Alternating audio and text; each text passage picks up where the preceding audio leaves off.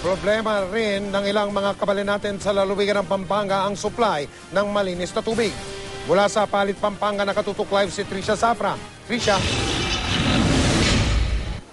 Mike, sa halos ang maghapong pagdungaw ng araw dito ay pag-asa ang naghihintayo. Pag-asa ang kahulugan niyan sa mga taga rito sa Pampanga at naniniwala sila na malalampasan nila ang pagsubok ng kalamidad na ito sa pagtutulungan.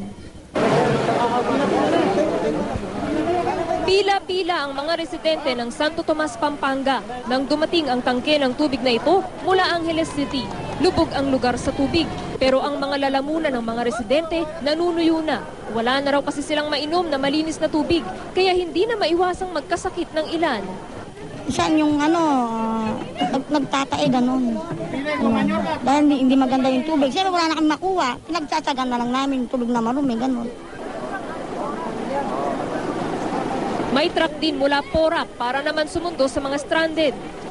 Salamat, may dumarating na ganyan. Ang truck na ito ng militar sa Minalin ang destinasyon. Bukod sa pag-aangkas ng mga pasahero, dala nito ang mga tubig, bigas, noodles at delata mula sa Archdiocese ng Pampanga para sa 150 pamilya sa Minalin na lumikas sa simbahan. Tila dinidinig ng araw ang dasal ng mga naririto dahil may dumarating ng tulong, pero dagdag dalangin pa nila. Ang isa pang mga kailangan namin dito, mga gamot. Wala kami bisan. Oo, dalawa lang yung nadala ko. Yung mga batang maliliit, kailangan nila milk. Malaki ang pasalamat ng mga taga-Pampanga sa mga umaabot na tulong sa kanila.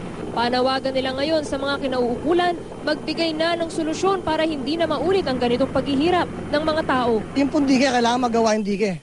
Yun po ang talaga solusyon doon. Tsaka yung mga ilog namin, kailangan madredge talaga. Tsaka yung mga estero.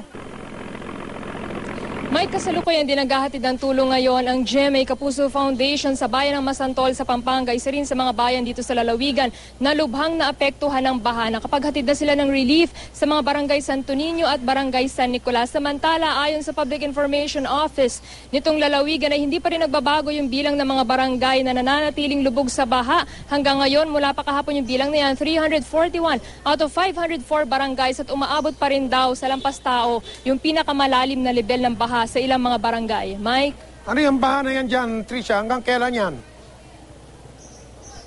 Naku, antayan ng mga taga rito 3 weeks to 1 month yung bahang itatagal na yan dito dahil naranasan na rin daw nila yan noong mga nakaraang taon at ganun daw talaga katagal bago humupa yung tubig dito sa lalawigan, Mike. Posible hanggang isang buwan pa tumagal yung tubig na yan, Trisha? I'm sorry, Mike, ano ulit yun? Posibleng isang buwan pa tumagal ka mo yung tubig na yan dyan? Oo, Mike, ayun ang tansya ng mga taga rito kung hindi raw mula 3 linggo, 1 buwan. Lalong-lalo na rin sa bayan ng Masantol na siyang ang dulong bayan bago magdagat. Dahil yun daw talaga yung sumasalo ng tubig mula sa iba pang bayan at iba pang lalawigan. Kaya yun ang worst case scenario na nakikinikinita ng mga tao rito. Aabot ng ganyang katagal yung baha bago humupa. Dahil dito nga raw kasi yung buhos o agos ng mga tubig baha sa iba pang lalawigan sa Luzon. Mike. Maraming salamat, Trisha Safra.